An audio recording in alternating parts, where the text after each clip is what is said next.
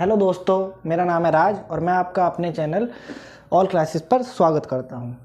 आप सबको जैसा पता है हमने लास्ट लेक्चर में क्या क्या पढ़ा था। लास्ट लेक्चर में हमने इलेक्ट्रोकेमिस्ट्री की शुरुआत करी थी, जिसके अंदर हमने आपको एप्लीकेशंस बताए थे कि क्यों ज़रूरी है, आखिर हम इस चैप्टर को पढ़ना हमारे लिए क्यों ज़रूरी है। फिर आज में हमने आपको इलेक्ट्रोड बताया था क्या होता है। अगर हम किसी भी शॉर्ट सोल्यूशन में उसके मेटलिक रॉड को अगर हम डाल देते हैं तो हमारा इलेक्ट्रोड बन के तैयार हो जाता है। फिर हमने इलेक्ट्रोड के बारे में बताया था, उसका एक पोटेंशियल भी जनरेट हो जाता है जिसको हम इलेक्ट्रोड पोटेंशियल कह देते हैं। और एसटीपी कंडीशन पे हम उसे क्या कहते हैं, स्टैंडर्ड इलेक्ट्रोड पोटेंशियल। मतलब उसे हम किससे डिनोट करते थे, ई नोट ऑफ सेल। किससे करते थे, ई नोट ऑफ सेल। ये हमारा किस पे होता था, एसटीपी कंडीशन पे होता था। अब इन चीज़ों को हमारे मापने के लिए, मतलब हमने इनको कैलकुलेट करने के लिए हमने आपको बताया था एक रेफरेंस होना चाहिए, क्योंकि बिना सर्किट कंप्लीट हुए हमने क्या बताया था आपको, जैसे कि हमारा एक इलेक्ट्रोड इधर है हाफ सेल मतलब कि, और एक हाफ सेल हमारा इधर है। अगर हम इसको यहाँ से कनेक्ट करते हैं, यहाँ पे हम गैल्वेनोमीटर वोल्टमीटर कुछ भी लगा देते हैं मापने के लिए, इसको कैलकुलेट करने के लिए हम लगा देंगे। अगर आप बताइए, अगर हम इस पूरे का निकालेंगे तो हम आराम से पता कर लेंगे, क्योंकि सर्किट कंप्लीट है, वोल्टमीटर यहाँ पे रीडिंग शो कर देगा हमें। लेकिन अगर हम इसको आधा यहाँ से मिटा देते हैं, अगर हम सिंपली इसकी अकेले की अगर फाइंड करने की सोचें तो हम नहीं फाइंड कर सकते थे। क्यों? क्योंकि कोई रेफरेंस होना चाहिए इसके रेस्पेक्ट में। गैल्वेनोमीटर हमारा कब रीडिंग देगा, जब हमारा सर्किट कंप्लीट होगा। वोल्टमीटर और एम्पियर मीटर ये सब हमारे कब देते हैं कि कोई भी रीडिंग, जब हमारा सर्किट कंप्लीट होता है। लेकिन यहाँ कंप्लीट नहीं था, तो हमारे जितने भी साइंटिस्ट, केमिस्ट्रियन वगैरह जितने भी थे, उन सब ने हमारा सोचा और काफ़ी सोचने समझने के बाद उन्होंने एक इलेक्ट्रोड बनाया था जिसको हम हाइड्रोजन इलेक्ट्रोड कहते हैं। क्या कहते हैं, हाइड्रोजन इलेक्ट्रोड कहते हैं। उसका नाम हम शॉर्ट फॉर्म में स्टैंडर्ड SHEB कह देते हैं, मतलब स्टैंडर्ड हाइड्रोजन इलेक्ट्रोड। इसके अंदर क्या होता था, हमारी एक वेसल होती थी, उसके अंदर एक ट्यूब डली हुई होती थी, यहाँ से प्लेटिनम वायर आ रही होती थी ब्लैक कोटिंग के साथ, और नीचे केस, और यहाँ से हाइड्रोजन गैस कंटिन्यूसली जारी होती थी। ये हमारा सॉल्यूशन यहाँ पे किस चीज़ का होता था, एसिडिक। क्या होता था, एसिडिक सोल्यूशन होता था। अब जब यहाँ पे गैस आएगी, रिएक्शन करेगी तो बबल फॉर्म में चली जाएगी। तो हमारे साइंटिस्ट ने क्या कहा, मतलब आईपीएससी के अकॉर्डिंग ये देखा गया, उन्होंने ये बताया आईपीएससी ने कि इसका जो स्टैंडर्ड इलेक्ट्रोड होगा, मतलब इसका जो पोटेंशियल होगा, स्टैंडर्ड इलेक्ट्रोड पोटेंशियल हमेशा ज़ीरो होगा। कब, एसटीपी कंडीशन पे। एसटीपी कंडीशन में यह है कि टेम्परेचर की बात आ जाती है, लेकिन टेम्परेचर का इस पर काफ़ी इफेक्ट नहीं पड़ता है। लेकिन कंसनट्रेशन H+ आयन की यहाँ पे 1 मोलर होनी चाहिए, और प्रेशर जो होना चाहिए इस जो H2 गैस आ रही है हमारी, इस पर हमारा कितना प्रेशर होना चाहिए, 1 बार का प्रेशर अप्लाई होना चाहिए। अगर इससे अलग होगा या कंसनट्रेशन 1 मोलर से अलग होगी, H+ 1 मोलरिटी से ज़्यादा होगी या कम होगी, तो वो हमारा वेरिएबल आएगा। फिर इसका इलेक्ट्रोड पोटेंशियल 0 नहीं आएगा उस कंडीशन में।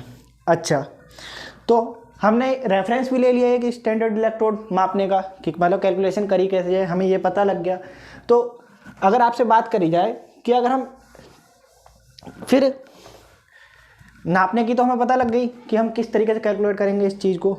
अब वो हमारी थी कुछ इंपॉर्टेंट टर्म्स जो हमने आपको समझा दी थी। लेकिन अगर बात करते हैं अब इस लेक्चर में, हम आपको क्या कराने वाले, इस लेक्चर में हम आपको न्यूमेरिकल भी कराएंगे और कुछ कॉन्सेप्चुअल चीज़ें भी बताएंगे, जो कि आपके exam of point of view के लिए बहुत ज़्यादा इंपॉर्टेंट होंगी। जैसे अब यहाँ से हमारा असली जो चैप्टर है, मतलब रियलिटी में जो काफ़ी इंपॉर्टेंट चीज़, यहीं से शुरुआत होंगी। आप पूरी चीज़ें हम आपको अच्छी तरीके से एक्सप्लेन करेंगे।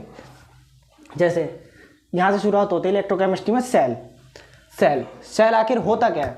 तो सेल एक हमारा ऐसा डिवाइस है, it is a device which convert electrical energy to chemical energy and vice versa.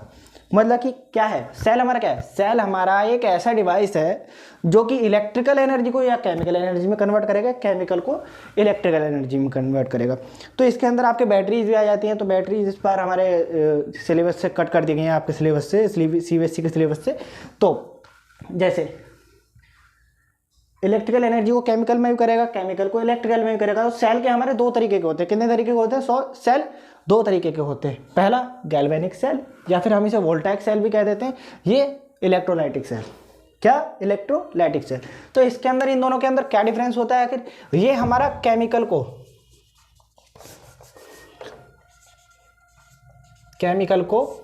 Electrical में कन्वर्ट करेगा, और ये हमारा इलेक्ट्रिकल को मतलब इलेक्ट्रिकल एनर्जी से केमिकल एनर्जी को कन्वर्ट कर देगा।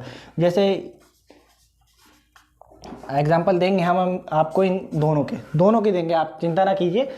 इलेक्ट्रिकल एनर्जी को किस में कन्वर्ट करेगा? केमिकल एनर्जी में। मतलब जैसे कि आपको ये केमिकल एनर्जी से इलेक्ट्रिकल का तो आप खुद ही सोच सकते हैं, हमारे फ़ोन में बैटरीज वगैरह होती हैं, हमारे जो रिमोट वगैरह होते हैं उनमें सेल डले हुए होते हैं, उसमें क्या होता है? केमिकल होता है, और उसी के द्वारा हमें आउटपुट क्या मिलता है? Electrical energy. क्या मिलती है? Electrical energy. क्यों? क्योंकि उसके अंदर रिएक्शन हो रही होती है, हमें नहीं पता उसके अंदर क्या हो रहा है, लेकिन उसके अंदर रिएक्शन हो रही होती है। तो उस तरीके से हमारा इसका तो एग्जांपल हमारे सेल वगैरह हो जाएंगे। सेल भी हमारे दो तरीके के होते हैं, प्राइमरी सेकेंडरी है, भी हम आपको बताएंगे। प्राइमरी हमारे मतलब सिंपल बात है, प्राइमरी हमारे वो होंगे जो सिर्फ एक बार यूजेबल होंगे, मतलब कि उन्हें हम रिचार्ज नहीं कर सकते बाहर के सोर्स से। लेकिन हमारे अगर सेकेंडरी सोर्स की बात करिए, सेकेंडरी सेल की बात करी जाए, तो हमारा वो बाहर के सोर्स से हम उन्हें रिचार्ज कर सकते हैं, मतलब वो रिचार्जेबल होते हैं। दूसरा हमारा क्या आता है? Electrolytic cell. इलेक्ट्रोलाइटिक सेल में क्या होता है? यहाँ पे क्या था? केमिकल से इलेक्ट्रिकल कन्वर्ट हो रही थी। क्या हो रहा था? केमिकल एनर्जी से इलेक्ट्रिकल एनर्जी कन्वर्ट हो रही थी। तो यहाँ पे क्या है? इलेक्ट्रिकल से केमिकल कन्वर्ट हो रही है। इलेक्ट्रिकल से केमिकल कन्वर्ट होने का क्या मतलब है?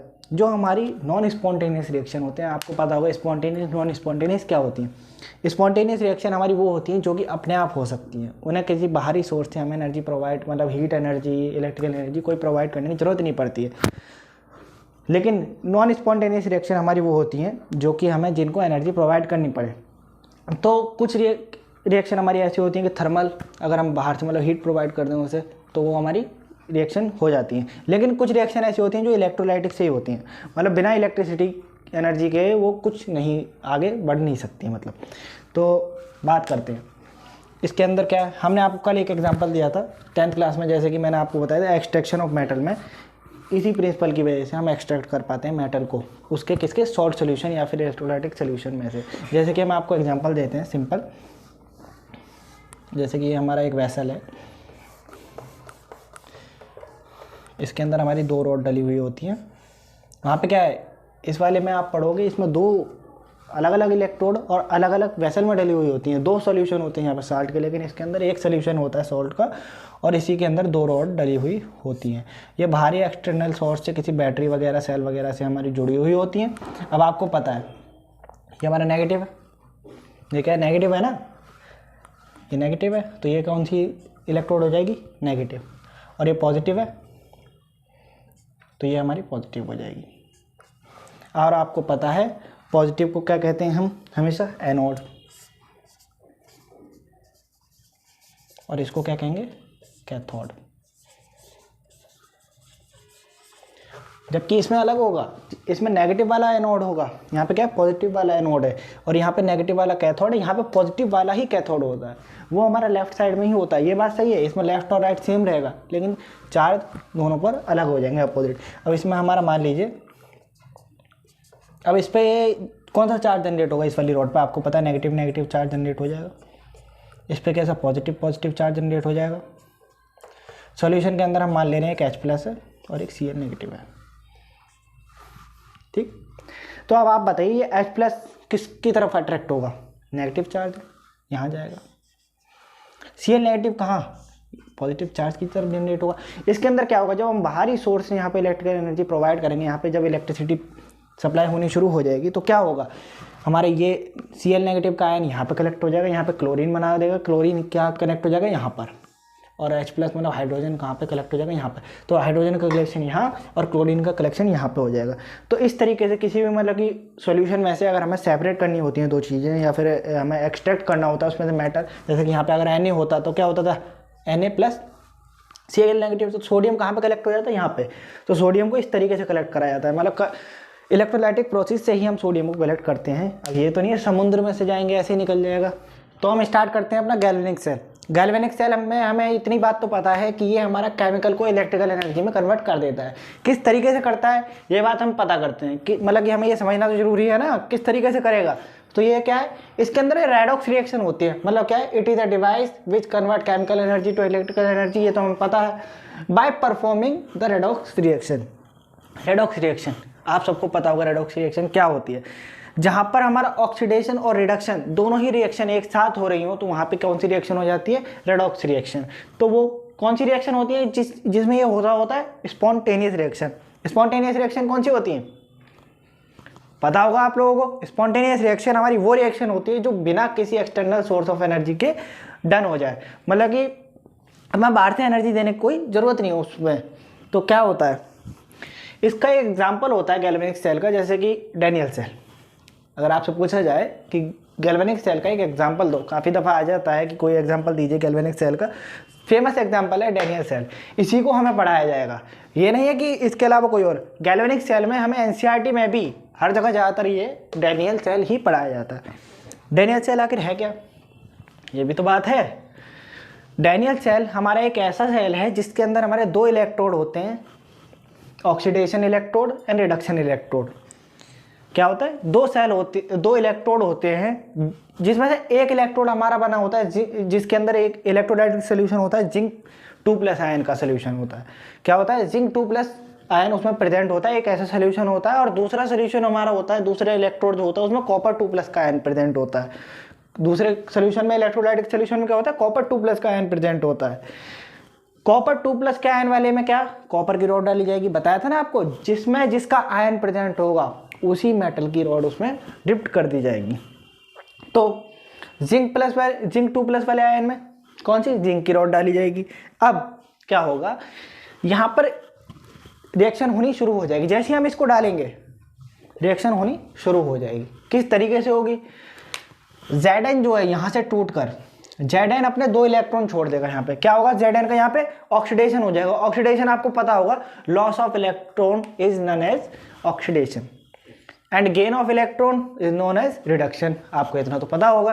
तो यहाँ पे क्या होता है, यहाँ पे इसके अंदर क्या होता है, Zn जो होता है 2 इलेक्ट्रॉन यहीं छोड़ देगा, रॉड के अंदर इलेक्ट्रॉन छोड़ देगा और Zn 2+ की फॉर्म में सॉल्यूशन में आ जाएगा। क्या होगा, Zn अपने 2 इलेक्ट्रॉन रॉड के ऊपर छोड़ के और 2+ की Zn 2+ की सिचुएशन में नीचे यहाँ सॉल्यूशन में उतर जाएगा।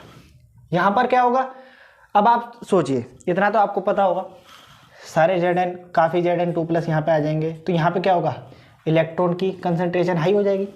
यहाँ पे क्या होगा, इलेक्ट्रॉन की कंसंट्रेशन हाई हो जाएगी। और जब इलेक्ट्रॉन की कंसंट्रेशन हाई हो जाएगी तो यहाँ से फ्लो होकर, मतलब क्या है, यहाँ से इस वायर से फ्लो होकर यहाँ पर आएगा। इलेक्ट्रॉन जब यहाँ पे ज़्यादा कंसंट्रेशन होगी तो वो तो अपोजिट साइड में जाएगा ना, क्यों भाई, जाएगा ना। तो इलेक्ट्रॉन यहाँ से फ्लो होकर यहाँ कॉपर की रॉड की तरफ आ जाएंगे। तो कॉपर में क्या होगा, यहाँ पर कॉपर Cu2+ के आयन प्रेजेंट होंगे, आपको मैंने बताया था Cu2+ के आयन। अब आप बताइए, यहाँ से एक कॉपर गया, 2 इलेक्ट्रॉन गए।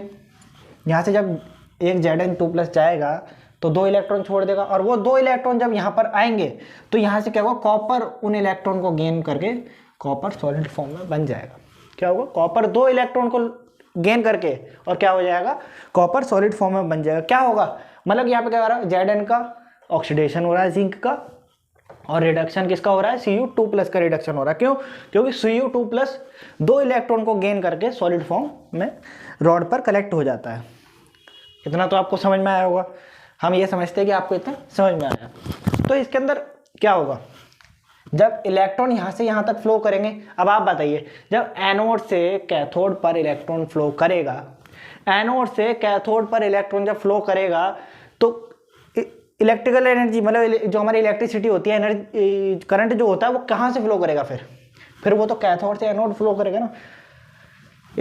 जो इलेक्ट्रिसिटी होती है हमारी, करंट जो होता है हमेशा अपोजिट डायरेक्शन में फ्लो करता है इलेक्ट्रॉन से, करता है ना।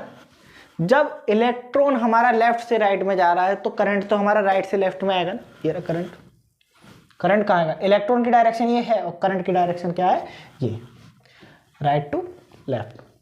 समझ में आया ना, राइट टू लेफ्ट। तो अब इस तरीके से यहाँ पे हमारी ये रिएक्शन होंगी। आपको जैसे कई दफ़ा हमें याद करने में दिक्कत होती है कि ऑक्सीडेशन कहाँ हो रहा है, रिडक्शन कहाँ हो रहा है, और एनोड कौन सा है, कैथोड कौन सा है। तो इसके लिए हमारी एक शॉर्ट फॉर्म होती है, काफ़ी लोग इसी तरीके से याद करते हैं, LOAN, लोन। इस शब्द को याद कर लीजिए, इस वर्ड को याद कर लीजिए, LOAN। L का मतलब लेफ्ट, O का मतलब ऑक्सीडेशन, A का मतलब एनोड, N का मतलब नेगेटिव। मतलब क्या है, लेफ्ट ऑक्सीडेशन एनोड नेगेटिव, मतलब लेफ्ट में क्या है, एनोड, दिख गया ना। यहां पर क्या होता है, ऑक्सीडेशन, मैंने आपको बताया था Zn2+ हो रहा है, Zn से क्या हो रहा है, Zn2+, ऑक्सीडेशन हो गया, इलेक्ट्रॉन लॉस कर दिए उसने 2। एनोड ये कहलाता है, मैंने आपको बताया था। और ये क्या, यहाँ पर रॉड पे कैसे चार्ज आ जाएगा, फिर नेगेटिव चार्ज आ जाएगा कि नहीं, आ जाएगा ना।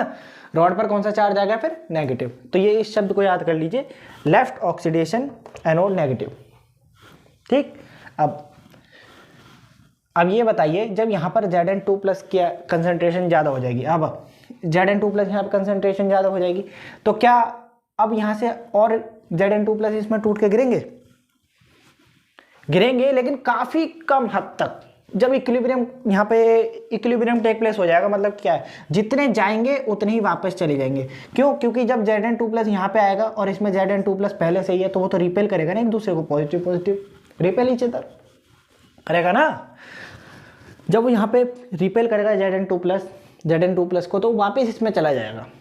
तो मतलब यहाँ पे क्या होगा, Zn2+ की कंसंट्रेशन ज़्यादा हो जाएगी। और यहाँ पे इसी तरीके से क्या होगा, इस सोल्यूशन के अंदर नेगेटिव चार्ज जनरेट हो जाएगा ना, होगा कि नहीं। यहाँ पर नेगेटिव चार्ज जनरेट हो जाएगा और यहाँ पे एक पॉजिटिव चार्ज जनरेट होगा। तो Cu2+ यहाँ पे फिर नहीं जा पाएगा, उसको भी दिक्कत होगी, फिर कैसे चला जाएगा, उसको भी तो प्रॉब्लम होगी, मतलब वो भी तो रिपेल हो जाएगा एक दूसरे से। मान लीजिए यहाँ पे पॉजिटिव चार्ज है, यही पॉजिटिव चार्ज है, तो ये तो आपस में रिपेल करेंगे ना एक दूसरे को। और यहाँ पे जो ये सोल्यूशन है, इसमें नेगेटिव और आ गया। अब आप ही सोचिए, आपको जाना उधर है, कोई रोड है, ये रोड है, आपको इस तरफ जाना है, मैं आपको पीछे से खींचूं और आगे से आपको कोई धक्का दे, यहाँ से कोई धक्का दे और आपको पीछे से भी खींच लूँ, तो क्या आप आगे जा पाओगे, नहीं जा पाओगे। बहुत प्रॉब्लम से जा पाओगे, अगर जाओगे भी तो वापस आ जाओगे। क्यों, क्योंकि आपका जो फोर्स है वो आगे की तरफ है, लेकिन हम दोनों कहाँ की फोर्स लगा रहे हैं, पीछे की तरफ लगा रहे हैं। इसी तरीके से यहाँ से ये पॉजिटिव चार्ज इसे रिपेल करेगा Copper-2+ को, और ये यहाँ पे जो नेगेटिव चार्ज जनरेट हो जाएगा वो इसको अट्रैक्ट करेगा अपनी तरफ। तो यहाँ पर भी इसको दिक्कत होगी, इक्विलिब्रियम का यहाँ पर टेक प्लेस हो जाएगा, यहाँ पर भी। तो फिर इसके लिए अब इस आगे तो रिएक्शन फर्दर हो नहीं पाएगी, मतलब करंट ज़्यादा फ्लो हो नहीं सकता। यहाँ पे भी प्रॉब्लम हो जाएगी फिर कि भाई करंट क्या, हमें सेकंडों के लिए थोड़े नहीं चाहिए, हमें तो काफ़ी लॉन्ग पीरियड ऑफ टाइम के लिए करंट चाहिए होता है। किसी भी सेल में से आपने ये बैटरी वगैरह जो होती है, इनमें से काफ़ी लॉन्ग पीरियड ऑफ टाइम के लिए चाहिए होता है।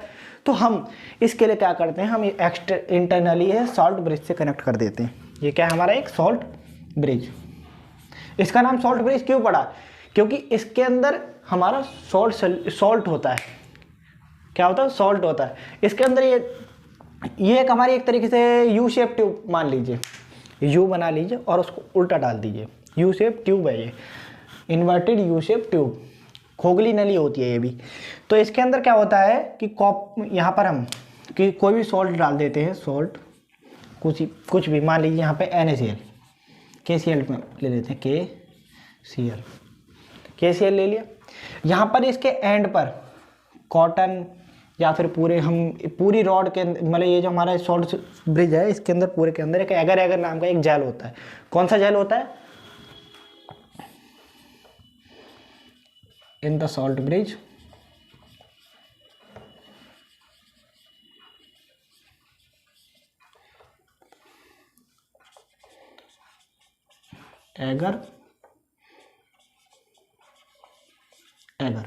एगर नाम का क्या होता है, जेल होता है।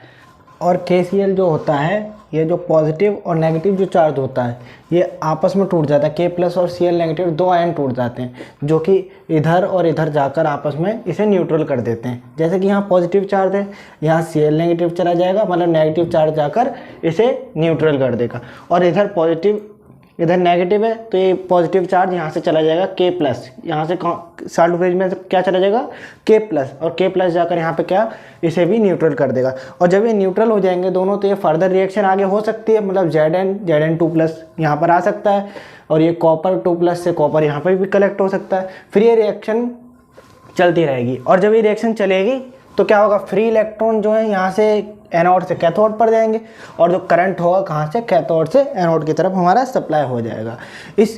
आपको इसमें कोई तो दिक्कत नहीं है, इतना आपको समझ में आ गया होगा कि डैनियल सेल आखिर है क्या, इसकी प्रॉपर्टीज़ और इसके मैकेनिज्म के बारे में आपको समझ में आया हो गया। बाकी हम थोड़ा एक बार और इसका रिवीजन कर लेते हैं। क्या होता है डैनियल सेल? डैनियल सेल हमारा एक ऐसा सेल होता है जिसके अंदर 2 इलेक्ट्रोड होते हैं, एक तो जिंक का होता है और एक कॉपर का होता है। जिंक वाला जिंक के सॉल्ट सोल्यूशन में डूबा हुआ होता है इलेक्ट्रोलाइटिक सोल्यूशन में, और कॉपर के इलेक्ट्रोलाइटिक सोल्यूशन में होता है। जिंक जो होता है वहाँ पर हमारा ऑक्सीडेशन होता है, तो हम उसे ऑक्सीडेशन इलेक्ट्रोड भी कह सकते हैं, या फिर लेफ्ट ऑक्सीडेशन इलेक्ट्रोड, क्योंकि लेफ्ट साइड में होता था जिंक और कॉपर कहाँ होता था, राइट में, तो राइट रिडक्शन इलेक्ट्रोड भी कह सकते हैं हम उसे। किसको? कॉपर वाले इलेक्ट्रोड को। अब ये क्या होता था, एक्सटर्नली वायर से कनेक्ट होते थे और इंटरनली एक सोल्ट ब्रिज से कनेक्ट होते थे।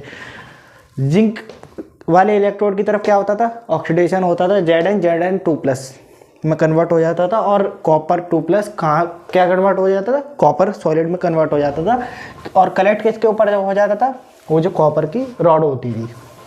तो आपको ये समझ में आ गया होगा। अब हम आगे चलते हैं इसके अंदर सेल रिएक्शन। अब ये सेल रिएक्शन आपने देख ली, पहली बात तो आपको ये समझ में आ गया यहाँ पे रिएक्शन आकर हुई कैसे कैसे। तो हम उन रिएक्शनों को एक बार लिख देते हैं। जैसे लेफ्ट साइड में कौन सी रिएक्शन हुई है, लेफ्ट में क्या हुआ है, ऑक्सीडेशन हुआ था ना। तो क्या हुआ था, Zn सॉलिड फॉर्म से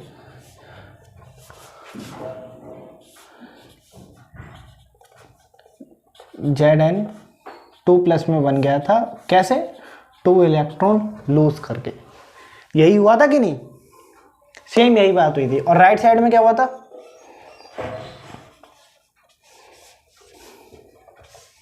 यहां पे क्या हुआ था, रिडक्शन हुआ था। क्या करा था, कॉपर 2+ एक्वा, ये भी एक्वा सोल्यूशन में रहेगा, आयन है ना, ये तो एक्वस फॉर्म में रहेगा, एक्वा सोल्यूशन में रहेगा। कॉपर 2+ ने 2 इलेक्ट्रॉन गेन करे थे और क्या बना दिया था, कॉपर सॉलिड। अब यहाँ पे तो देखिए, यहाँ पे एक ऐसी बात है कि हमारे इलेक्ट्रॉन दोनों तरफ बैलेंस है। अगर हम इन दोनों रिएक्शनों को ऐड या सब्ट्रैक्ट करते हैं तो देखिए दोनों इलेक्ट्रॉन बैलेंस है, तो ये आपस में एक दूसरे से कट जाएंगे अगर हम इन रिएक्शनों को ऐड कर दें। और अगर बाई चांस ये बैलेंस नहीं होते तो हमें ये बैलेंस करने पड़ते। क्या करने पड़ते, हमें फिर ये बैलेंस करने पड़ते, और फिर हमारे ये 2 या 3 से जिससे मल्टीप्लाई करनी होती है उससे बैलेंस करके इलेक्ट्रॉन को फिर जाके ये रिएक्शन ऐड करी जाती हैं दोनों। तो यहाँ पर क्या हो जाएगा, Zn सॉलिड से कॉपर 2+ में, और एरो के बाद हमारा क्या बचेगा, Zn2+ एक्वा प्लस में Cu सॉरी। देखिए क्या हुआ है, Zn2+ में गया है और कॉपर 2+ कॉपर सॉलिड में गया। यहां पर क्या हुआ है हमारा, ऑक्सीडेशन, और यहां पर क्या हुआ है, रिडक्शन। इतना आपको समझ में आया। और हम इस पूरी रिएक्शन को क्या कहते हैं, सेल रिएक्शन। क्या कहते हैं हम इस पूरी रिएक्शन को, सेल रिएक्शन। और हम इसको रिप्रेजेंट करते हैं एक तरीके से, ये तो सिंपली पूरा एक तरीका है, इसको पूरा एक्सपेंड करके अगर इसको हम एक और शॉर्ट फॉर्म में अगर इसको रिप्रेजेंट कर दें तो उसे हम कहते हैं क्या, सेल रिप्रेजेंटेशन। क्या कहते हैं, सेल रिप्रेजेंटेशन। तो हम सेल रिप्रेजेंटेशन यहाँ पे करके दिखाते हैं आपको किस तरीके से होता है सेल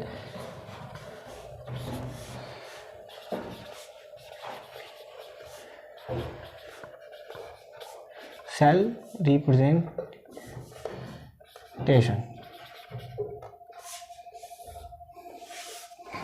क्या हुआ था उसके अंदर, ऐसे ही तो कुछ हुआ था, Zn सॉलिड प्लस में copper 2+ aqua, Zn2+ aqua copper solid. पहले क्या थी, ये हमारी कुछ सेल रिएक्शन थी। अगर हम इसको कुछ इस तरीके से रिप्रेजेंट कर दें, Zn2+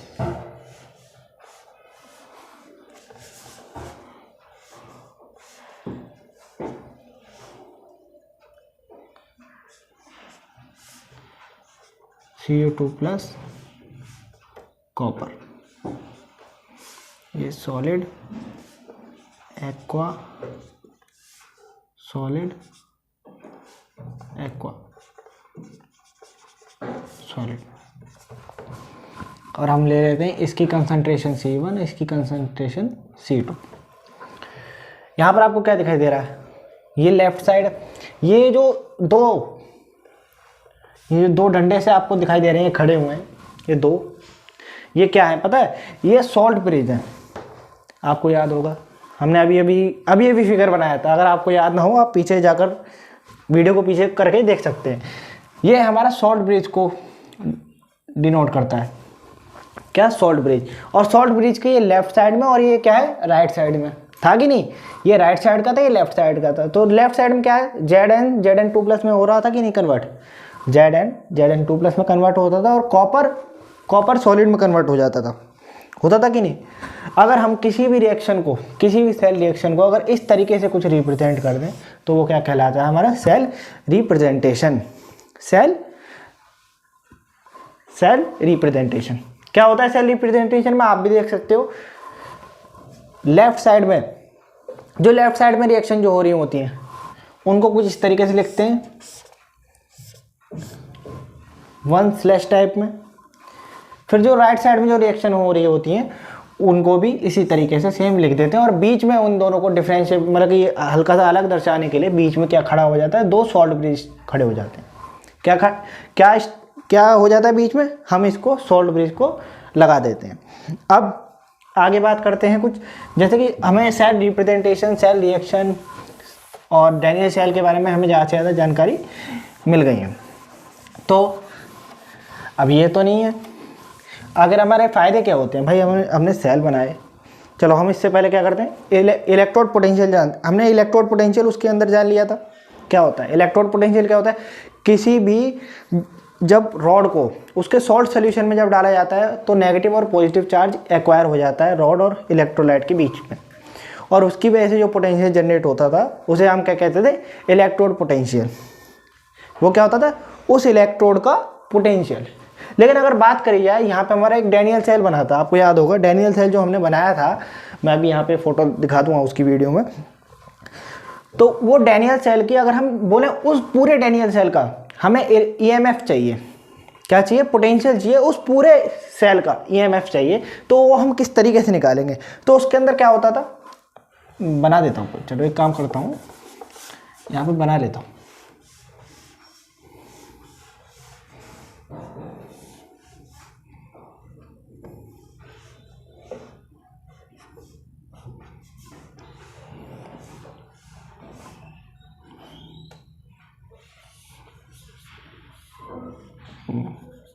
ठीक, ये हमारा सॉल्ट ब्रिज है, मैं लिख नहीं रहा ज़्यादा इसमें अभी टर्म्स,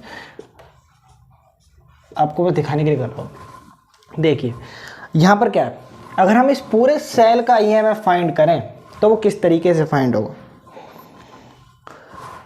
तो इस पूरे सेल का अगर हम EMF फाइंड करेंगे तो E0 ऑफ राइट, और ये क्या है, E0 ऑफ लेफ्ट। ये लेफ्ट साइड में तो हम इसे E0 ऑफ लेफ्ट कर दे रहे हैं और E0 ऑफ राइट कर देते हैं। या फिर ऐसे भी कह सकते हैं, ये हमारा क्या था, कैथोड था ना, कैथोड, और ये हमारा क्या था, एनोड। ठीक, तो ये E0 ऑफ कैथोड और ये क्या था, E0 ऑफ एनोड। होता था कि नहीं, हम इसे E0 ऑफ एनोड भी कह सकते हैं, या E0 ऑफ राइट, या फिर E0 ऑफ लेफ्ट, ये कह सकते हैं। तो अगर हम इस पूरे की बात करें तो वो कैसे निकाला जाएगा, तो EMF ऑफ सेल मतलब E0 ऑफ सेल, पूरे सेल का क्या होगा, E0 of cathode minus E0 of anode. इतना आपको समझ में आया। अगर हम किसी भी सेल का, पूरे सेल का अगर EMF अगर हमें फाइंड करना हो तो उसका क्या होगा, E0 और E0 of right minus E0 of left. क्या समझ में आया? मतलब कि उसके जो दोनों इलेक्ट्रोड हैं उनके बीच का जो डिफरेंस होगा, उन दोनों इलेक्ट्रोडों के पोटेंशियल के बीच का जो डिफरेंस होगा वो जो निकलेगा हमारा क्या निकलेगा? पूरा ई नोट ऑफ सेल निकलेगा। क्या निकलेगा? ई नोट ऑफ सेल निकलेगा पूरा। तो अगर इसमें पूरी बात करी जाए, जैसे कि आपके हमने क्या बताया था आपको, यहाँ पे रिडक्शन होता था, यहाँ पे ऑक्सीडेशन होता था।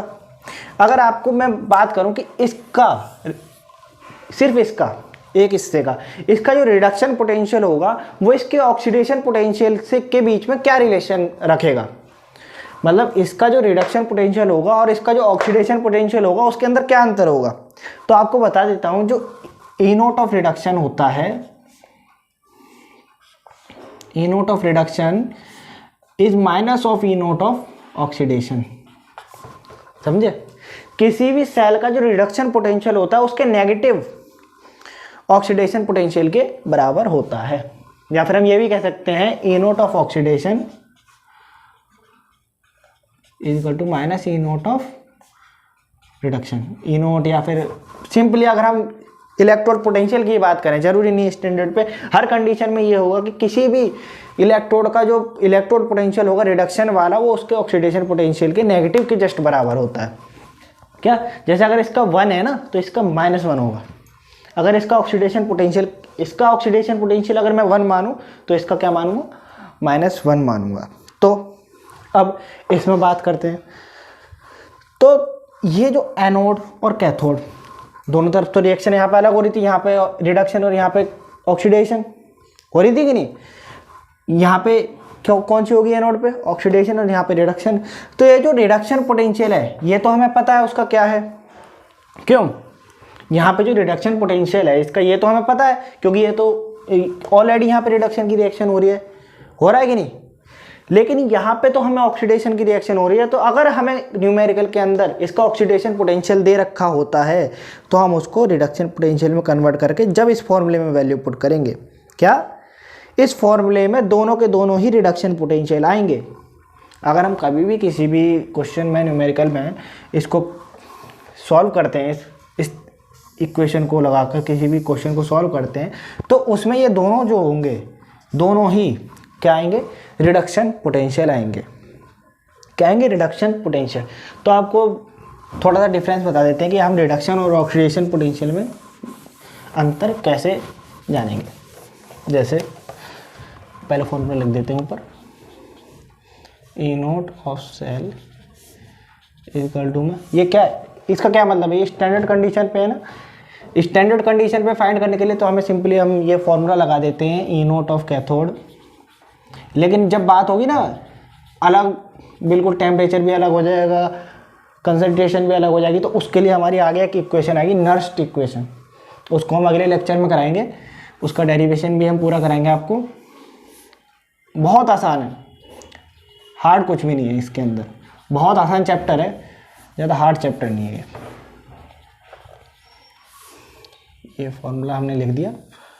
तो जैसे हम डैनियल सेल की बात करते हैं, क्या करते हैं? डैनियल सेल की। डैनियल सेल के अंदर अगर बात करी जाए तो एक तो इलेक्ट्रोड पोटेंशियल किसका होगा? एक तो Zn का होगा और एक किसका होगा? कॉपर का। दोनों का होगा कि नहीं? अगर मैं Zn का रिडक्शन पोटेंशियल लिखना चाहूँ तो वो किस तरीके से लिखूँगा? Zn E note of Zn to Zn2 plus. इसका क्या मतलब है? Zn ने 2 इलेक्ट्रॉन लॉस करे और Zn2 प्लस फॉर्म में आ गया, तो ये क्या होगा? ये ऑक्सीडेशन हुआ है, रिडक्शन हुआ है? ऑक्सीडेशन हुआ है ना यहाँ पर। तो ये किस चीज़ का हो जाएगा फिर? ये क्या हो जाएगा? ऑक्सीडेशन। और अगर मैं इसका जस्ट उल्टा कर दूँ, ई नोट ऑफ Zn2 प्लस से Zn, अब क्या है? इसने 2 इलेक्ट्रॉन गेन करे और सॉलिड फॉर्म में होने का मतलब कि रिडक्शन हुआ है ना यहाँ पर। इसने क्या करा है? ये रिड्यूस हो गया अपने आप, खुद में ही रिड्यूस हो गया। यहाँ पे ये ऑक्सीडाइज हो गया था अपने आप। इसने क्या करा? 2 इलेक्ट्रॉन लॉस कर दिए थे, अपने लूज कर दिए थे, किसी और को दे दिए थे। यहाँ पे क्या करा? इसने किसी और से 2 इलेक्ट्रॉन लेके Zn से Zn2 प्लस से Zn हो गया। क्या हो गया? Zn2 प्लस से Zn हो गया। तो ये क्या है? इसका रिडक्शन पोटेंशियल। और मैंने अभी आपको जस्ट बताया था कि ऑक्सीडेशन और रिडक्शन पोटेंशियल में किसी भी इलेक्ट्रोड के क्या वो होता है रिलेशन। जो रिडक्शन ऑक्सीडेशन पोटेंशियल होता है किसी भी इलेक्ट्रोड का, वो उसके रिडक्शन पोटेंशियल का जस्ट नेगेटिव होता है। अगर मैं यहीं कॉपर की बात करूं तो E note of Cu2 plus equal to में E note of Cu2 plus to Cu। क्या हुआ है यहाँ पे? रिडक्शन हुआ है ना। तो इस तरीके से आपको कुछ क्वेश्चन दिए जाएंगे, क्वेश्चन में इस तरीके से आपको वैल्यू पुट करेंगे। आपको ये पहचानना होगा कि ये हमें गिवन क्या है, रिडक्शन इलेक्ट्रोड पोटेंशियल है या फिर ऑक्सीडेशन इलेक्ट्रोड पोटेंशियल है। रिडक्शन इलेक्ट्रोड पोटेंशियल है या फिर ऑक्सीडेशन इलेक्ट्रोड पोटेंशियल है। अगर मैं यही आपसे बात करूं किसकी, डैनियल सेल की, डैनियल सेल का अगर मैं आपसे पूछूं कि आखिर इलेक्ट्रोड पोटेंशियल होता कितना है, तो देखिए क्या मैं ये लिख सकता हूं, ई नोट ऑफ सेल मतलब Daniell cell, E note of cathode क्या होता था वहां पर, कॉपर होता था ना, E note of copper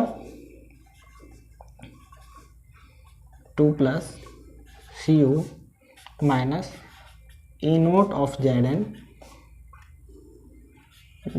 2 plus. ठीक है, ये क्या मैंने ठीक लिखा है? ये हमारा कैथोड हो गया, ये हमारा एनोड हो गया। ये गलत है। पता है किस तरीके से? मैंने क्या कहा था, इस फॉर्मूले में जब हम वैल्यू पुट करेंगे तो ये भी रिडक्शन होगा और ये भी रिडक्शन होगा। गिवन हमें कुछ भी हो, सेल के अंदर कोई सी भी रिएक्शन हुई हो, हमें उससे कोई मतलब नहीं है, लेकिन जब हम इस फॉर्मूले में हम पुट करेंगे तो दोनों के दोनों क्या होंगे, रिडक्शन पोटेंशियल होंगे। क्योंकि अगर हमसे कभी भी कोई भी बोलता है, अगर हमसे कोई भी कभी भी बोलता है, ढक्कन उठा लेते हैं। जैसे कि मेरे दो दोस्त हैं, एक ने मुझसे कहा कॉपर का जो रिडक्शन, एग्जांपल है, कॉपर का जो रिडक्शन पोटेंशियल होता है 0.77 होता है, पॉजिटिव है ये, पॉजिटिव में 0.77 होता है। वहीं दूसरे दोस्त ने मुझसे कहा नहीं, कॉपर का जो रिडक्शन इलेक्ट्रोड पोटेंशियल होता है वो 0.77 होता है नेगेटिव में। लेकिन अब कंफ्यूज हो गए हम कि भाई आंसर शीट में क्या लिखूं मैं। हाँ भाई, आंसर शीट में तो मेरे को इन दोनों में से एक ही लिखना है, अब ये तो नहीं मैं दोनों ही लिख दूंगा। तो IUPAC ने इसकी ये प्रॉब्लम देखते हुए तो उन्होंने एक बात कही, कभी भी हम किसी भी न्यूमेरिकल में कहीं भी कभी भी बात करेंगे पोटेंशियल की, इलेक्ट्रोड पोटेंशियल की, तो वो हमेशा रिडक्शन इलेक्ट्रोड पोटेंशियल होगा। न्यूमेरिकल सॉल्व करेंगे तब भी हम रिडक्शन इलेक्ट्रोड पोटेंशियल लेंगे, वरना ऑक्सीडेशन पोटेंशियल से हमें कुछ नहीं लेना देना होता है। आगे तक के न्यूमेरिकल में आपको ये बात ध्यान रखनी है। तो यहाँ पे क्या है, ई नोट ऑफ सेल, ये तो मैंने रिडक्शन लिख दिया, क्यों, कॉपर ने 2 प्लस 2 इलेक्ट्रॉन गेन करके कॉपर में बन गया। यहाँ पे क्या था, मैंने ऑक्सीडेशन पोटेंशियल लिख दिया। क्या करा है, ऑक्सीडेशन Zn ने 2 इलेक्ट्रॉन लॉस कर दिए। अगर मैं इसको कुछ इस तरीके से लिख दूं, copper 2 plus Zn 2 plus Zn में कन्वर्ट हो गया। क्या हो गया यहाँ पे, देखिए रिडक्शन है कि नहीं। तो ये हमारा बिल्कुल ठीक है। किसके हिसाब से, ये डैनियल सेल, डैनियल सेल। क्या मैंने ठीक करा है, ये बिल्कुल ठीक है। किसके लिए, डैनियल सेल के लिए। तो ठीक है, डैनियल सेल का हम EMF एक बार कैलकुलेट करके देखते हैं। तो कॉपर का ई नोट ऑफ कॉपर 2 प्लस से कॉपर का 0.34 वोल्ट होता है, और ई नोट ऑफ Zn से Zn 2 प्लस का 0.76 होता है। ठीक, तो ये हमारा कुछ इस तरीके से आपको डेटा गिवन है हमारी तरफ से। अब ई नोट ऑफ सेल फाइंड करते हैं। देखिए अब ई नोट ऑफ सेल में क्या है, अब तो कुछ नहीं है, बड़ा ही आसान सवाल है। आप देखिए यहाँ पे आता है कॉपर 2 प्लस से copper, E note of copper 2 plus से कॉपर, ई नोट कॉपर 2 प्लस से कॉपर हमें गिवन है कितना है, 0.34 वोल्ट, 0.34 माइनस। ठीक, अब ये हमें क्या दे रखा है, Zn से Zn2+, कितना दे रखा है 0.76। अच्छा तो आप बताइए क्या मैं यही इस रख दूं या फिर ये ऑक्सीडेशन पोटेंशियल ना रख के इसका रिडक्शन पोटेंशियल निकालूं, पहले निकालूं ना। तो अच्छा ये बताइए रिडक्शन और ऑक्सीडेशन पोटेंशियल के बीच में मैंने एक आपको अभी रिलेशन बताया था,